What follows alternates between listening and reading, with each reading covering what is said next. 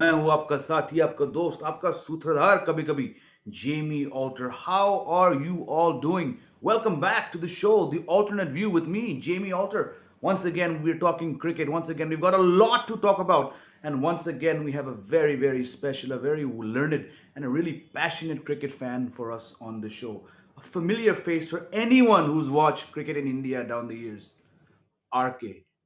Radhakrishnan Srinivasan, 10 Sports, Neo Sports, and now Star Sports. Be it any kind of live cricket, RK has been there at the forefront, commentating, covering. He's a fantastic narrator, a fantastic orator. He's done so many shows with so many players across the spectrum that whenever I think of cricket watching in India, one of the first faces, one of the first names जो मेरे जहन में आता है, जो मेरी आंखों के सामने आता है, वो है RK. And I'm very fortunate to call him a friend. We've met down the years, and I'm very, very glad that he's taken out time to join us on the show. We've got a big show for you because जैसे कि आप जानते हैं, yesterday news broke in the second half of the day कि शायद Jasprit Bumrah T20 World Cup nahi jayenge. So, without further ado, to talk about that, Jasprit Bumrah, overall India's T20 health, looking at the fact that the World Cup is starting in a couple weeks from now, let's bring on to the show for the first time, RK.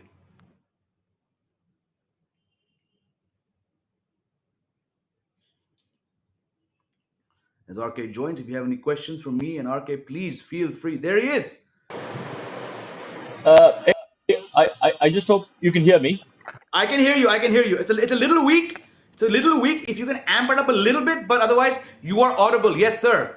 Okay, good to be here. Long time, Thank Jamie. you. Thank you, Arki. It's been a long time coming. The last time we met was not too far from where I'm sitting right now, Noida, when you were based here. But, I mean, we always cover what you do. Good to see you on TV. Good to see you have your YouTube channel. How are you doing?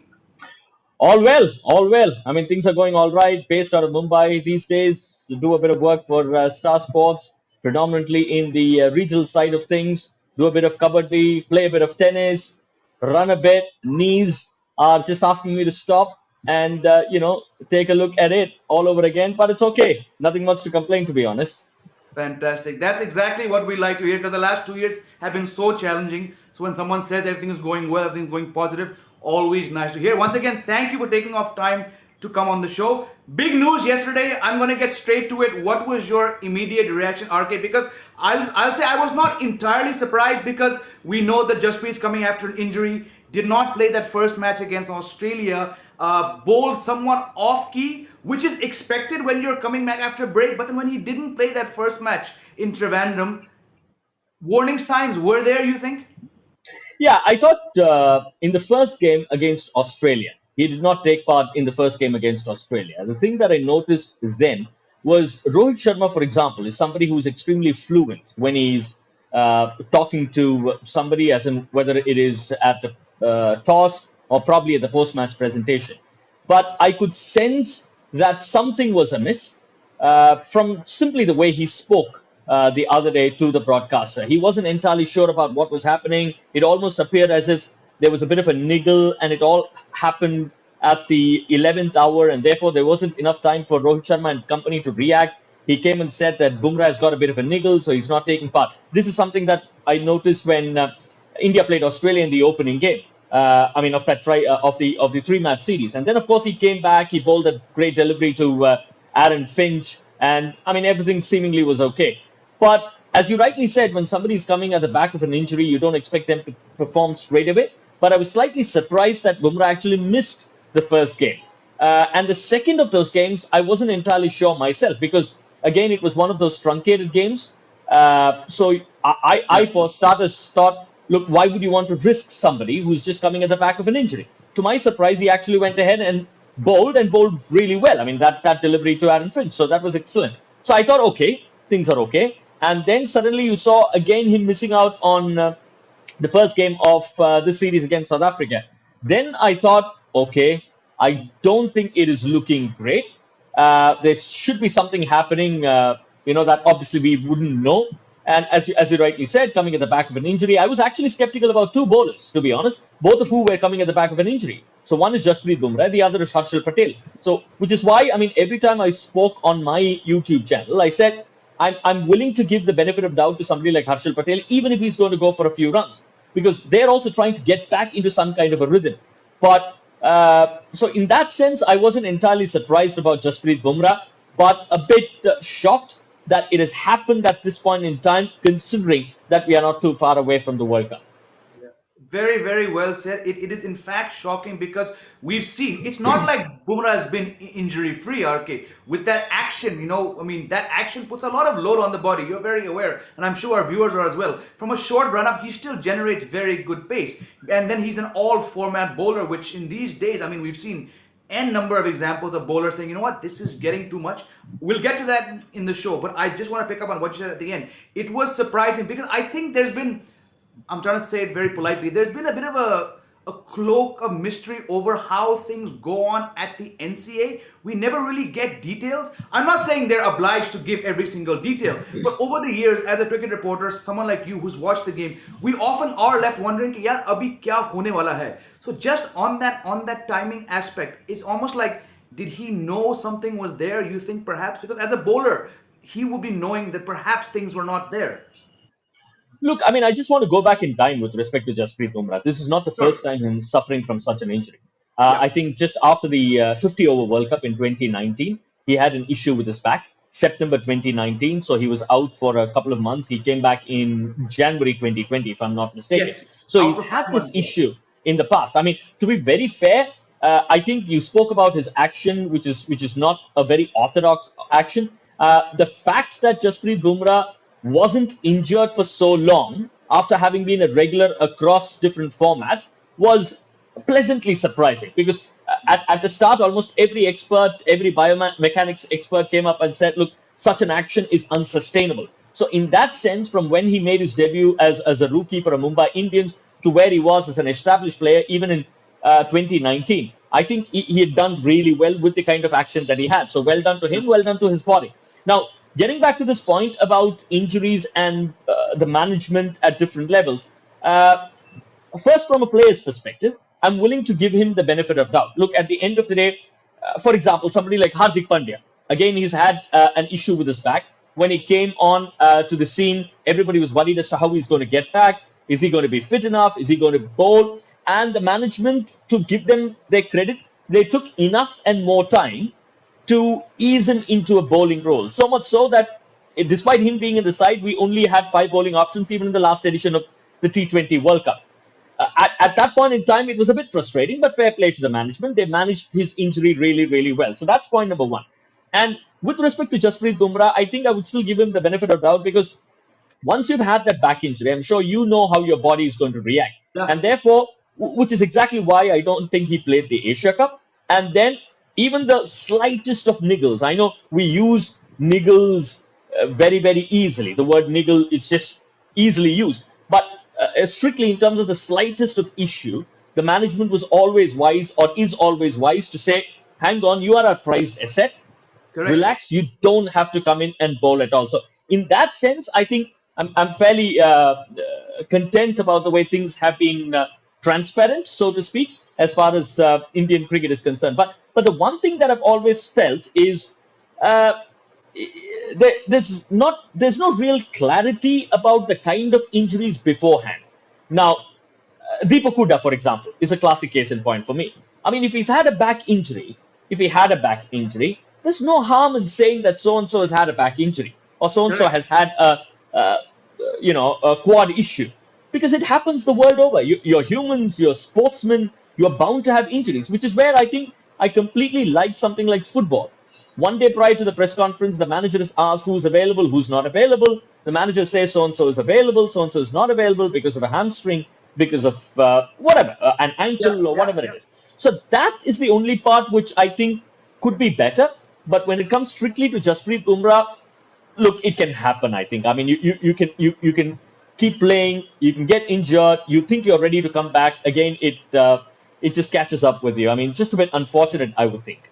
Yeah. No, it's absolutely unfortunate. And again, I mean, Deepak Koda, someone who we've finally seen what this young man can give. I mean, we know the talent. We've seen him in domestic. We've seen him in IPL. Then he goes to Ireland. He gets that 100. He's one of those players you can actually see. He's going to the World Cup. May not play, but he's the kind of guy all rounder the team banks on. And then out of a blue, without having played for weeks now, we get news that he's injured. But just to coming back Bumrah. It was hardly 10, 11 days ago that I flew down to Bangalore to meet him for an interview. And the guy looked so charged up. He looked so fresh. So, and it was why I feel like maybe he did know, but it probably was not that serious. Because you rightly said, RK, these niggles, they do come about. And during the course, when I was speaking to him, he stressed on the fact that I was not taking this break because of any serious injury. This was part of the workload management because we have a World Cup coming up. Yes, I'm disappointed to not go to the Asia Cup, but I have to look at the bigger picture. And hearing him speak, I mean, you've seen him. The guy speaks so clearly, which is why when that news dropped, despite the fact that all that we discussed, he didn't play that match. He went for 50 for the first time in his career. There were warning signs, but I just go back to how he was so radiant and so positive. And then this news. Now, I want to let our viewers know that officially there's no stance from the BCCI that he's ruled out. But RK, when you hear those two words, stress fracture, it's never good. You know something serious is happening. Yeah, so I just tried to read up a little bit more about stress fracture, right? I mean, so obviously I'm not a doctor, so I'm not qualified enough to speak about that. From whatever little that I've managed to read or talk to somebody like Lakshmipathy Balaji, I mean, who's a very good friend of mine, Of former India course. cricketer who's with the CSK. He's had his issues with back. I mean, when he was at the peak of his career. Yeah. Look, I think it obviously, as is the case with any injury, it varies. I mean, I'm just reading about a few things when from stress reaction to stress fracture is quite a bit of a spectrum that we are talking about. If it is about stress reaction, which is inflammation of things around the bone, which is Yeah. kind of impinging a little bit on the bone, then I think you're looking at 3 to 4 weeks of rest and recuperation is what it is. Now, if Yeah. it is Yeah. stress fracture, which is actually a couple of cracks, a crack or a couple of cracks, then you're looking at about 3 to 6 months probably. So Exactly. if it is the former, which is a stress reaction, then where are we? We are on the 30th of September, a month, which is your October, which means India would have played a few games. If you, would you want to have a Jasprit Bumrah be in the scheme of things? If he can be involved at a later stage of the competition, that is a call that one needs Yep. to take. And Yep. again, going Absolutely. back very quickly, Jamie, to the point that you made about information from the BCCI, I think they have said at this point in time that it is a back issue and there will be further scans, MRIs being taken, on the basis of which the doctors at the NCA will decide where he is. So, as you rightly said, at the moment, yes, it's not great news, but Yep. technically, formally, he hasn't been ruled out of the World Cup just yet. Exactly, that's the whole point. And yesterday evening, as you can imagine, the kind of calls, the kind of messages, you've been there. We try to get clarity from anyone who will speak. Again, the fact that they were so cagey, so guarded on a day like that, I got the impression that things are not looking good. The source that I trust most said, look, 72 hours ke baad, we're going to get that result. That was yesterday. So we're looking at Sunday, whenever it is. It's obviously not looking good. But as you said, there's a difference between a stress reaction and a stress fracture. I hope our viewers have understood that difference. Do you think, RK, because we've seen, I mean, I'm just going back to Ben Stokes, not out and out fast, but he's a quick bowler. He's an all rounder. We see him at the age of what, 31 in his prime, choosing to not play ODIs when the defending champions are defending their title in 15 months. We've seen Trent Bolt and number of bowlers, putting more focus on leagues where they earn more and they can bowl less. I'm just saying, is this a wake up call? Not that Bumrah is going to be ruled out for a long time, but the three format player is such a commodity that perhaps you can, to use that cliche, needs to be wrapped in cotton wool. Are we heading towards that stage where players, is there just too much cricket being played? I asked this to Bumrah. He obviously didn't say it, but I could tell that he was saying, "Ha, bhai, thoda zyada hai." What's your take on this? I think it has to be looked at from two perspectives. One from the organizer's perspective. I think Sure. the stakeholders of the game. Look, obviously, it's no rocket science. I mean, everybody will tell you that T20 is your most popular form of the game. So that's point number one. Test cricket, there are purists who enjoy a game of Test cricket, a good game of Test cricket. But what is the significance of one day international is something that I'm sure at some point in time the organizers would be forced to address. For example, I mean, you can talk about FTP, you can justify, you can say whatever you want to. But are you realistically talking about playing one day international cricket before you head across to a T20 World Cup? against South Africa, you're going to play three T20 internationals. Oh, three one days Yes. beyond the T20 internationals. Now, if you're going to play that, what is the kind of side that you're going to look at? Are you going to have somebody like Shikhar Dhawan who's not going to be a part of the T20 World Cup, captaining the side?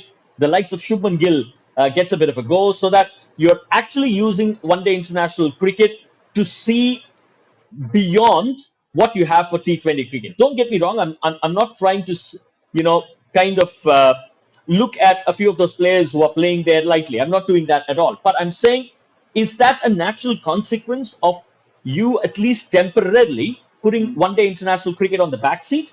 yeah. And when the audience love is a little bit more for T20 cricket, is there enough appetite to watch 100 overs in a day for the modern day audience, for the young audience? If you're telling me that the target audience is essentially 18 to 25, I always look at it this way, Jamie. Look, you had the IPL begin when? Around 2007, 2008. 2007 was when we won the T20 World Cup. So 2008 was when the IPL kicked in. Now, Yep. look, if a kid had started watching IPL and had begun to follow, right? So I'm looking at, so what? I mean, we all started following cricket when we understood cricket, we understood who the characters were when we were about 7, 8, around that time. So I'm Sure. assuming that a kid was beginning to follow the IPL would have been what, 7 or 8, which means he or she would have been born in 2000, right? He or she has been brought up only on T20 cricket and IPL, right? So that person is about 22, 23 at this point in time. Yeah. So if you're talking about that as your audience, your prime audience, how is he or she going to enjoy one day international cricket as much as you and I enjoyed over the years? I mean, we can name quite a few series in the 80s and the 90s when it Yep. came to Yep. one day Yep. international series. So, is that appetite really there? Or are we just hanging on to things because you've got three formats? How much longer are we willing to wait? Is a question that needs to be addressed by the stakeholders of the game. And going back to the other perspective, which is from a player's perspective, look, I will never ever point fingers at an individual choosing, say, a format Sure. uh, for more financial security. Look, at the end Absolutely of the day, fine. we can talk about anything and everything. But look, Jamie, you've got a job. I've got a job, right?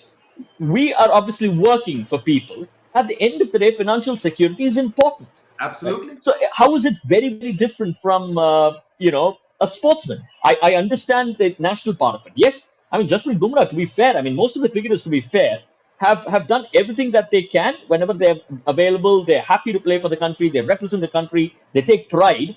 But at the end of the day, financial security is important. So I wouldn't buy too much into the fact that somebody is playing franchisee cricket, hence it's not. Maybe there could be a time going forward, Yeah. based on the retirements that we have seen of, say, Trent Bolt, for example, right? Jimmy Neesham, at least, okay, Jimmy Neesham is a slightly different example that you're talking about.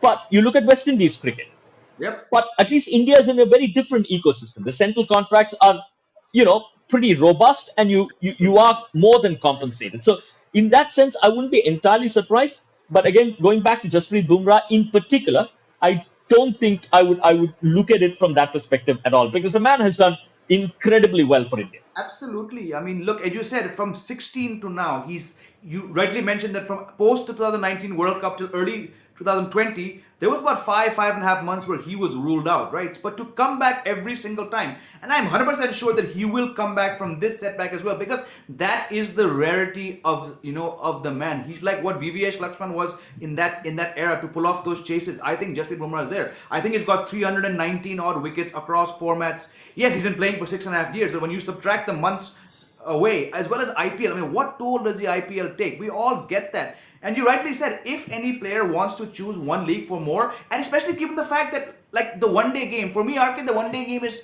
now like this really strange, almost dinosaur.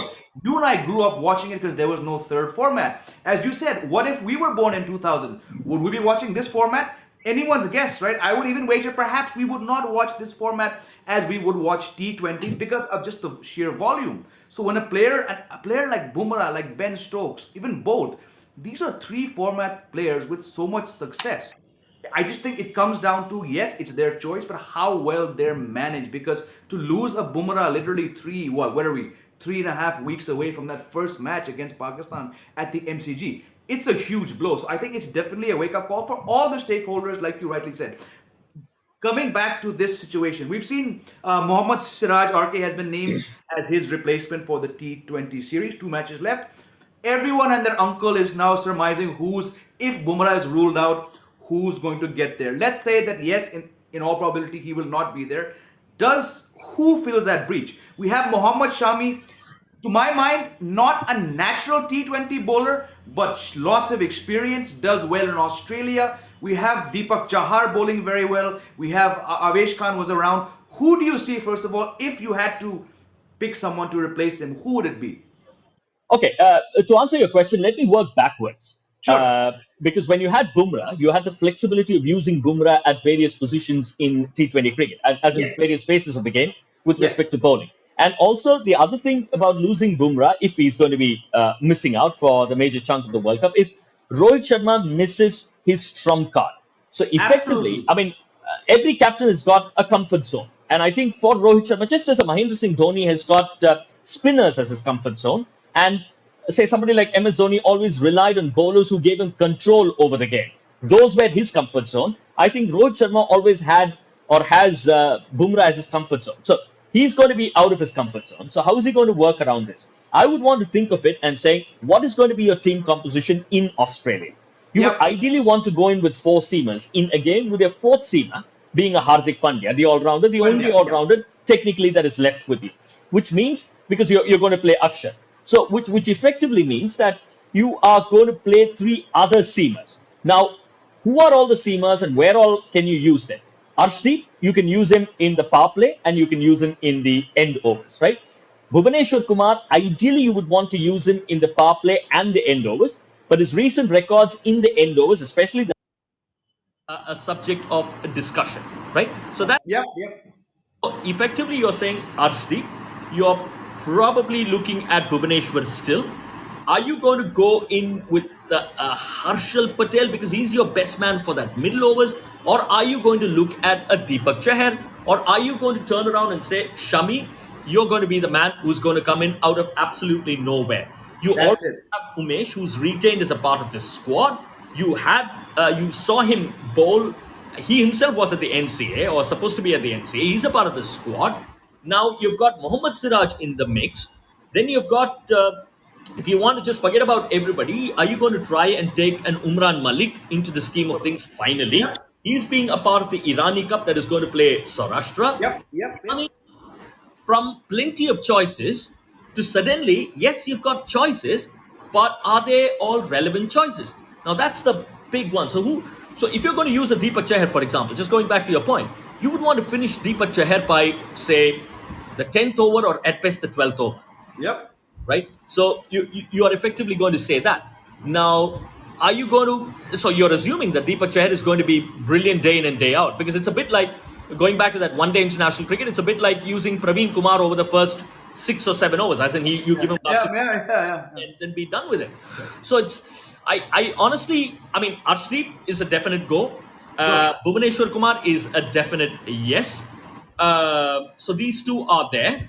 So uh, Mohammad It's. Shami, are you going to say that he's done well in Australia? He likes bowling, and he's going to do that, or are you going to trust the swing a little bit of I. Deepak Chahar? So that's a big call actually. Yeah, yeah. I think it comes down to just that. You have mentioned Chahar and Bhuvneshwar. Many people will tell you to your face, or they'll tweet in these times, कि, yeah, how can you play Bhuvi and Chahar? They're essentially the same bowler. My point is, yes, but when you don't have a Bumrah, the role of Bhuvneshwar, the importance, and I think we get stuck in this recency bias, RK. I'm sure you see it on social media too. Bhuvneshwar has had a bad let's say 2 tournaments, right? He's still India's leading wicket taker this year. He has 3 4 wicket hauls. Majority of those wickets came up front. I think against South Africa in Qatar, he got three. The fourth game, I think he had 4 for 13 against them.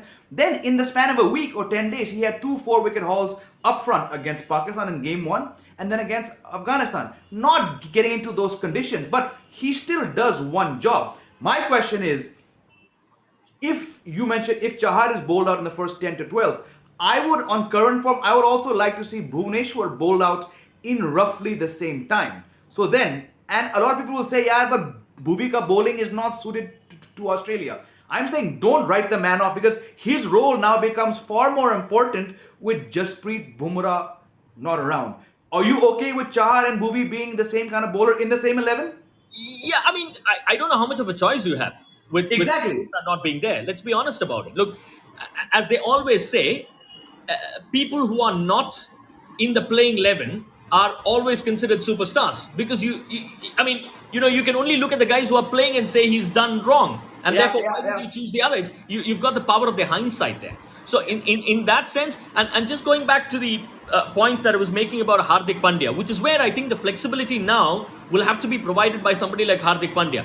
If he Yep, can yep. take the stress out of that power play by bowling one or maybe two. Look, I know Akshar did the job in India. I'm not too sure if Akshar can do the job in the power play in Australia because he's somebody who's suited more to the Indian style with the side spin as Yep, opposed to the yep. over spin. Look, will it be very effective in Australia? So that's another matter that'll be up for discussion closer when we get closer to Australia. So he can do the job in the power play for you in India, but in Australia, and I don't think Thiruvananthapuram's wicket is ever going to be seen in the Cricket World Cup. Look, that was an absolute aberration. I first Thank of you all for didn't saying even, that. yeah, I first of all didn't even understand how we got to that particular pitch in Thiruvananthapuram Precisely. because I was actually thinking about three seamers and three spinners when I was trying to figure out the composition of the Indian attack for that game. So I think the flexibility or the break-in pattern, because I think going by what we are talking about, every other team is going to look at this attack and say, look, it's not rocket science to understand that Deepak Chahar needs to be bowled out early. Look, it's not rocket science to understand that if Bhuvi is going to play, if he's not good enough for your end overs, he's also got to be bowled early. Now, look, increasingly T20 cricket has all been about matchups. If there is an element of predictability there in your bowling attack, it only makes things easier for the opposition side. So they can send in whoever they want because they exactly know the pattern in which India is going to operate.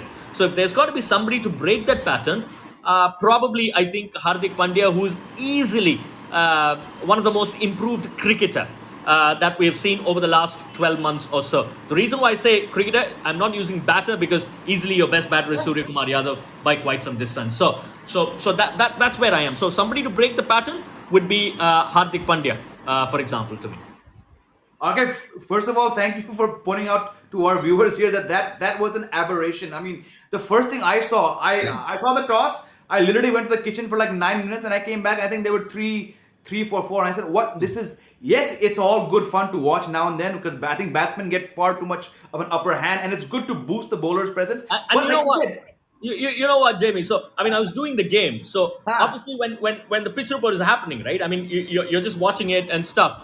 So I actually cross-checked with my producer and director. ah. Is it just the monitor which is showing it extremely green, or is it actually green out there? Because I mean, it was like one of those Trivandrum tracks which you thought was never going to be a part of Yeah, absolutely. such. I mean, it is termed green field, right? I mean, it's quite literally a green field out there. Very, very green. But you rightly said that you're not going to get these kind of tracks in Australia. So I mean, how much have we gained from that? I'm on the same page with you, RK, regarding Hardik Pandya for two factors. One, the balance factor, hands down. But when this year draws to a close some 3.5 months from now, this guy could be the definitive story of 2022 for Indian cricket to come back that strong. We saw him, he just looked like, and I said this before on my show. It's like he'd been freed from the shackles of playing for Mumbai Indians and batting at 6 7. We saw him bat 4. We saw him bat 3. We saw him seem to enjoy. He Sorry, was Jamie, I calm. lost your audio there. I don't know if you can hear I me. can hear you. Can you hear me? I can't. Sorry. I can hear you. For I can hear whatever you reasons, loud you and were clear. absolutely fine, but I just lost the audio there. Can you hear me now? Just give No? me a second. Is it because Yeah, my sure, sure, sure, sure. headphones are taken off? Sure, sure. This happens all the time to me during shows. I have to keep changing.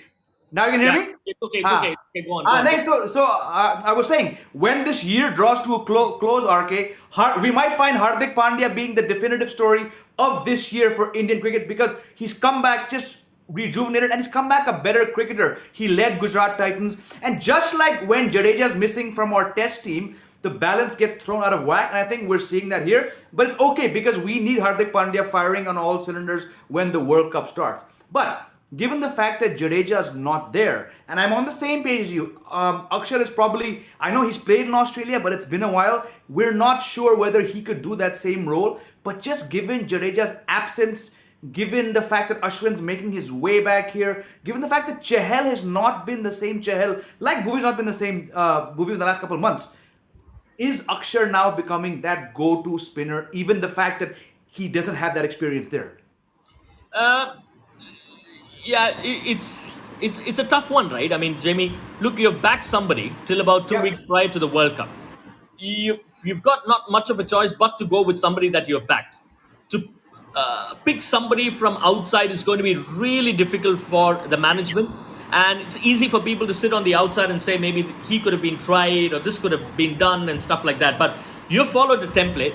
You've given a fair amount of games for the people who you believed will be the core, Correct. and in that your Chahel is your pretty much on top, right? Now, Sure. just on the subject of Chahel and probably also on the subject of Ashwin, uh, just keen to understand the mindset with which the bowlers are going to approach T20 cricket going forward. The reason why I say that is because of a couple of things. One is recently I was just reading one of those interviews of Sunil Narayan. So he was talking about him effectively being a bowler who's happy to do the containing job, right? Now, if you look at what Ashwin did in the last game, now Ashwin, even in that final over, he didn't flight even a single delivery. He was fairly flat. He bowled 4 overs. He didn't pick up a wicket, all right, but he was given only 8 runs. So, are we looking at cricket, T20 cricket, Yeah. essentially as, say, a game of football or as a game of chess?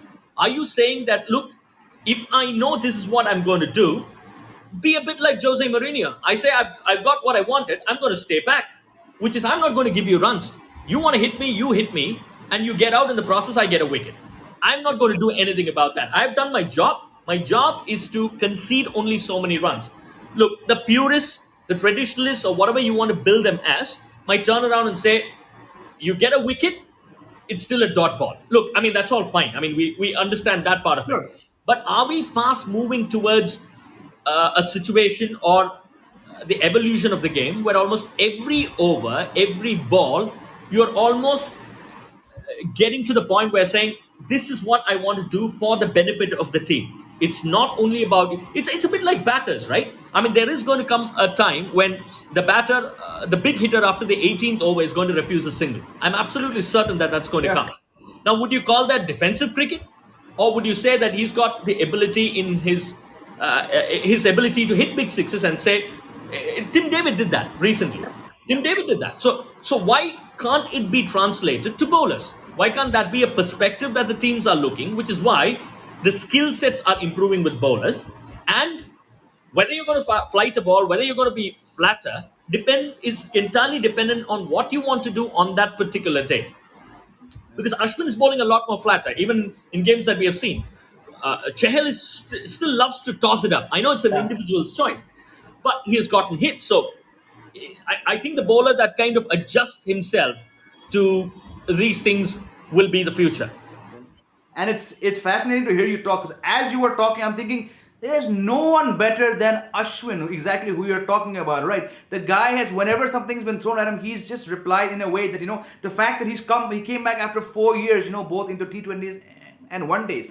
And while hearing you talk, RK, I'm thinking one thing. Bumrah's, let's just say he's not going to be there, right? You need, because you mentioned Chahar up front, Bhuvi up front, back end Arshdeep. He has been our most successful bowler, and he's got the difference in Arshdeep's economy at the back end is like by 3.5 runs. But you have a middle over problem. This, to my mind, fits in exactly what you're saying. Use Ashwin. He may be your number three spinner right now. Use Ashwin in Bumrah's absence. Experience? Check. Level head? Check. Fighter? Check. All that what Ashwin possesses, we may see the team do exactly what you're doing. Yes, Chahal probably would have been number one until recently. Akshar rightly said, power play wahan pe shayad na kare. But just to add on what you're saying, I think we're suddenly seeing Ashwin as the front runner for that job. Don't take wickets. Ashwin is not a wicket taker in the last 1 year. His job in T20s, look at what he does for Rajasthan Royals. Chahal got the wickets. But Ashwin's role was nothing less in getting that team to the final, because he just kept doing it. Yeah, which is why I mean, in the short span of say somebody like Ravi Bishnoi's career, I mean the management had tremendous faith. Look, he doesn't flight the ball Yes, enormously. He just got that angle going in. I know you might want to call it a googly, but it's a very similar angle. It's yes, not one of your traditional googlies as well, and he's a lot flatter. And he's yeah, found successful in T20 cricket, which is why the management persisted with him. I remember in one of the games pre-match. I mean, during the toss, I think it was in the West Indies when you had Avish Khan being brought in at the expense of Ravi Bishnoi. Bishnoi was, I mean, the captain was almost apologetic, saying that, look, I mean, I know Bishnoi should have played, but we needed yeah, an yeah, extra yeah. bowler, which is why Avish Khan is there. So why not? Why not? Bishnoi as well, because he's on the standbys. He is, yes. He is. And again, he's the fact that he's taking wickets, it shows that whenever the time comes to take a call on Chahal's future, you have a very, very capable man like he is here on our screen. One final question, given, and I keep going, in fact, RK, I asked this to everyone who's here on the show. Last T20 World Cup was not good for India. They changed the captaincy, didn't change the personnel that much. 10 months, 10 and a half months on from that, all the chopping and changing, the resting, the rotation, even factoring in the fact that Bumrah's likely not going to be on that flight. How do you see the team's chances, keeping in mind where they were this stage 1 year ago, having lost in the first round, to being bilateral bosses, to now having a few question marks over them? Yeah, I still believe in this side, Jamie. The reason why I say that I believe in this side is because your batting is sorted. Look, you've got KL Rahul. I know he might want to get a few more runs against the big teams. Fair point. Rohit Sharma, you've got Virat Kohli back in form, so that's a huge Back in plus. form. Then you've got Surya Kumar Yadav, who is in the form of his life. You've got Hardik Pandya. You've got five, and you've got a good finisher in Dinesh Karthik. I Yep. understand bowling is a bit of a concern, but sometimes when you are pushed against a wall, you tend to find solutions. So that is where my belief stems from. It might look absolutely irrational, but No, no, no. I mean the team management is going to sit down, scramble enough and hard to find out who fits the bill and where he should be exactly playing. And if your batting can click, give you about 10 or 15 runs extra, who knows what can happen in the World Cup. And that's why I'm optimistic about this particular side.